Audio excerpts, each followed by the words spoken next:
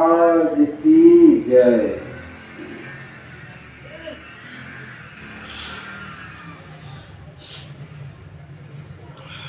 बंदो गुरुपद कंज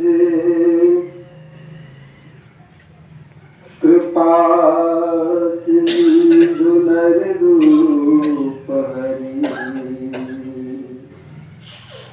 महामोहतम कुंज जासु वचन रवि करे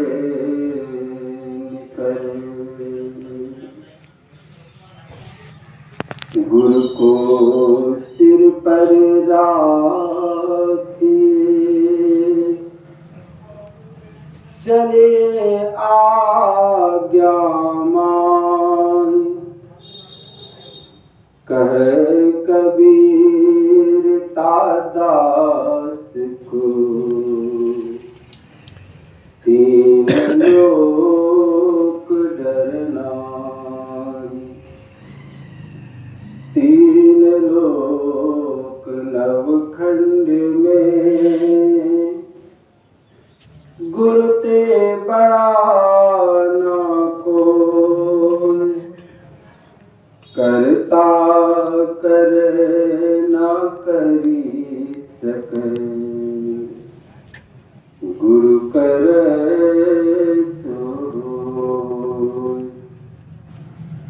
मेरा मुझ में कुछ नहीं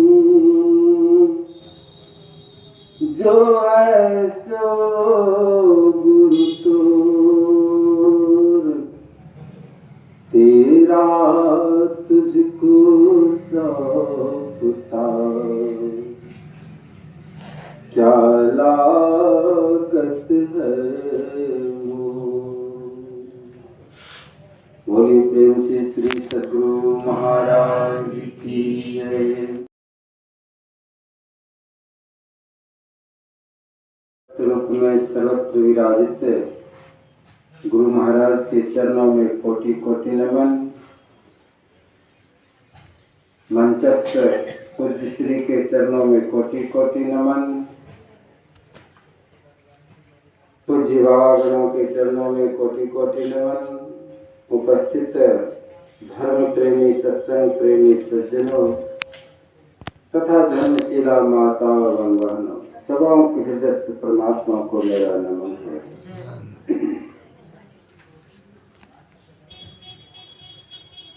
हम सब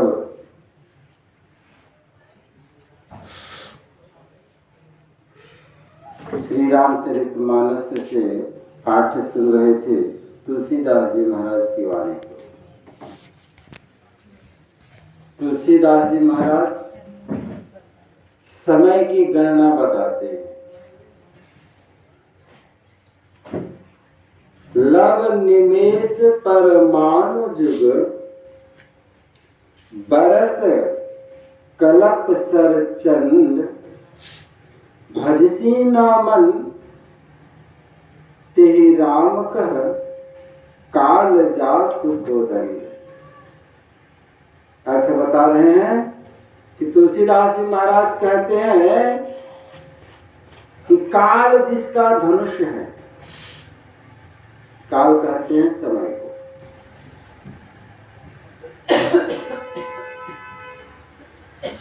और बिगड़े हुए समय और ही विषैला का, अर्थात जब कोई खतरा का अनुभव होने लगता है तो उस घड़ी को भी हम सब काल कहते हैं। और जिससे खतरा होता है महसूस होने लगता है उसको भी काल कहते हैं। एकाएक कोई सर्प विषधर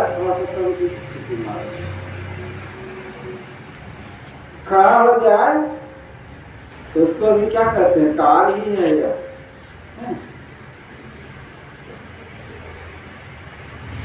जिस समय अपने में घबराहट होने लगे,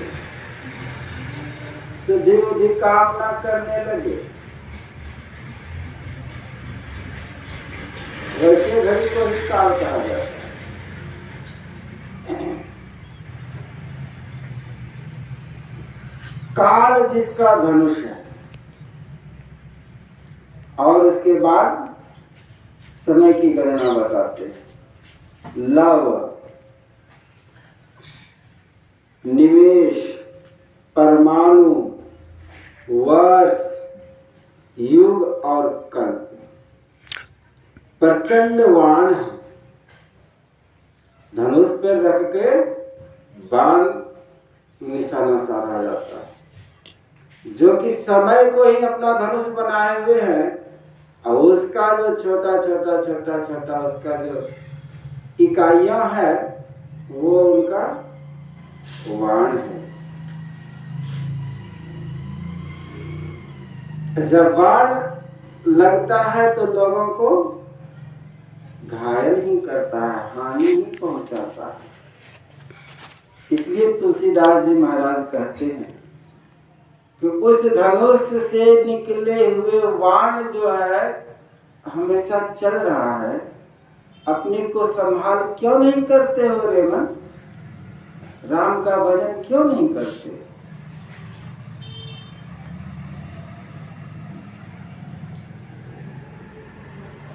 समय की गणना पूज्य बाबा बहुत बढ़िया से बताते हैं, उधर मैं नहीं जाऊंगा। भजन करने की बात आती है तो एक जगह तुलसीदास जी महाराज जी लिखे हैं, 3 अवस्था तजहु भजहु भगवान। भजन कौन करेगा? जो 3 अवस्थाओं को छोड़ देगा।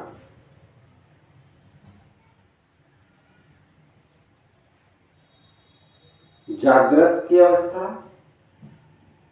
स्वप्न की अवस्था को छोड़कर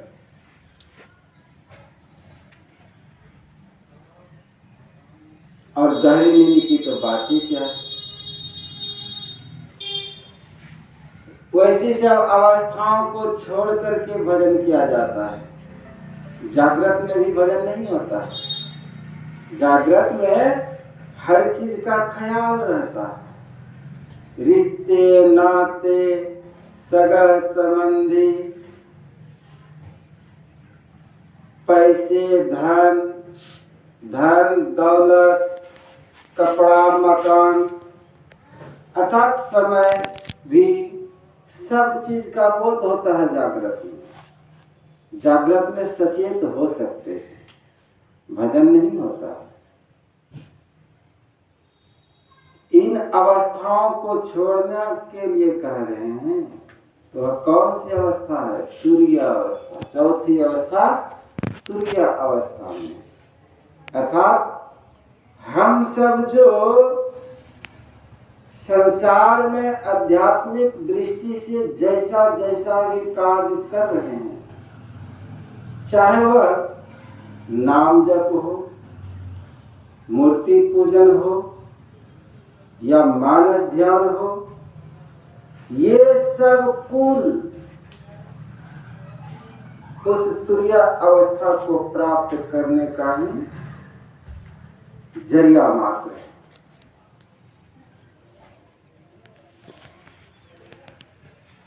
जब कोई पहली कक्षा में ही पास नहीं हो पाएंगे तो क्या ऊंचे ऊंचे कक्षाओं को पास करने में या उसको समझने में समर्थ हो सकेंगे? बाहरी पूजा भी ठीक ढंग से नहीं कर पाते कोई, कहने का भाव मेरा यह है। बाहरी पूजा, सगुन पूजा भी ठीक ढंग से कोई नहीं कर पाते, तो वो क्या इन तीनों अवस्थाओं को तजने की क्षमता रखते हैं? रख पाएंगे?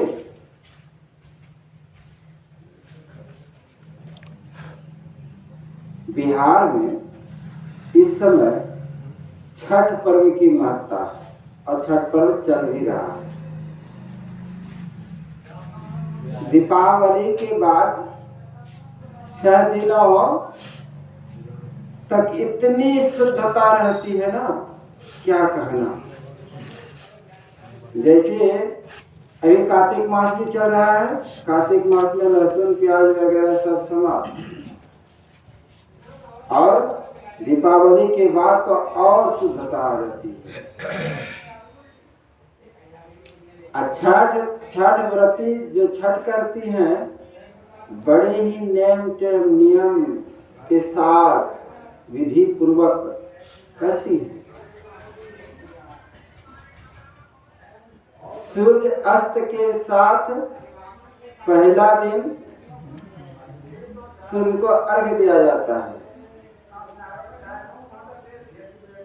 अर्थात इतनी पवित्रता रखते हैं छठ व्रत करने वाले कि उसकी सीमा नहीं कही जा सकती है अन्य दिनों की अपेक्षा। और वही छठ व्रती, वही सगुन के उपासक उपासिका जस्ट दूसरे दिन ही निस्तार के समय जो पदार्थ नहीं खाना चाहिए अभक्ष्य भोजन के लिए ललायित रहते हैं, उनसे तीनों अवस्थाओं की संभाल करते हुए उसको कैसे छोड़ सकते हैं? कोई देखने में भी आता है, लोग मंदिर जाते हैं, हर तरह की पूजा पवित्रता रखते हैं, लेकिन वहां से आने के बाद अपना भोजन नहीं सुधार सकते। जब भोजन भी नहीं सुधार पा रहे हैं तो उनकी पूजा क्या स्वीकार मानी जाएगी? कितनों ही धन दौलत, कितनों ही फूल प्रसाद, जो भी करना हो, जो भी चढ़ाना हो लौटा दीजिए, चढ़ा दीजिए। जब तक अपने आप में संभाल नहीं आएगा उनकी पूजा स्वीकार नहीं मानी जाती है। अभी रावण की ही बात सुने ना, उनके पुत्र ही उनको समझा रहे हैं, आपके जो मंत्रीगण है ना आपको सिर्फ हवा दे रहे हैं, बैलून में हवा भरने पर फूल जाता है ना, उसी तरह आपको ये फुला रहे हैं। अरे राम कौन सी चिड़िया का नाम है? वो तो नर ही है ना, मनुष्य है ना, तो हम सब राक्षस कुल के हैं। और उनकी सेनाएं कौन है? तो वानर है। अरे वो सब तो हमारा भोजन ही है, आएंगे चट कर जाएंगे तुरंत उनको। तो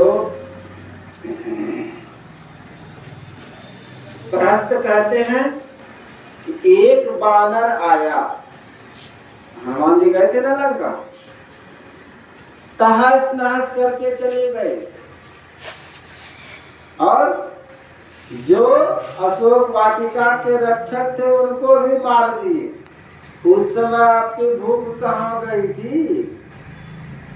और जब राम जी सेना के साथ आएंगे और उनको आप कहते हैं कि जैसे तैसे खा लेंगे, चट से खा लेंगे, झट से खा लेंगे, भोजन है हमारा। एक बानर ने हम सबों को तबाह कर दिया। इसलिए पिताजी, मधुर वचन तो कहने वाले बहुत मिलेंगे, आपके हाँ में हाँ मिलाने वाले बहुत मिलेंगे, लेकिन जो सत्य है और जो सही है वो कहने वाले बहुत कम मिलते हैं, क्योंकि सत्य वचन कठोर होता है। कहने वाले भी और सुनने वाले तो बिल्कुल सुनना पसंद नहीं करते हैं। खास करके जो ऊंचे स्थान पर अपने को मानते हैं और है राजा है, तो सत्य वचन और कठोर वचन जल्दी सुनना पसंद नहीं करेंगे। सत्य वचन हो लेकिन प्रिय वचन हो, सत्य सहता वचन कहिए, साधक हित लागी, गुरु महाराज की वाणी में है। लेकिन जहाँ गलती होती है ना, वहाँ सहता वचन से काम सिर्फ नहीं चलता है, वहाँ कठोर वचन बोलना ही पड़ता है, हो ही जाता है। और जो स्वार्थी होते हैं वे जन